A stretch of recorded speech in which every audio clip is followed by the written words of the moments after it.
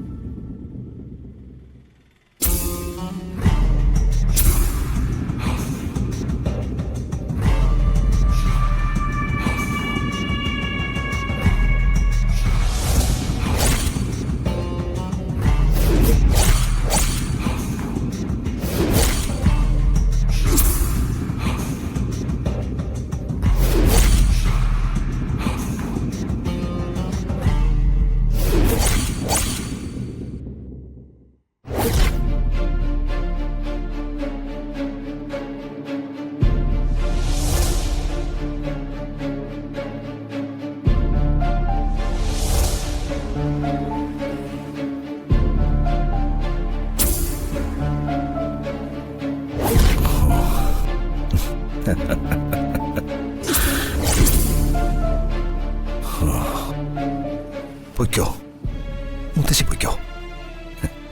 എന്തിനാ കിടന്ന് കഷ്ടപ്പെടുന്നത്? മുത്തശ്ശി കഷ്ടപ്പെടുന്നതേ ഈ വിക്രത്തിന് സഹിക്കില്ല.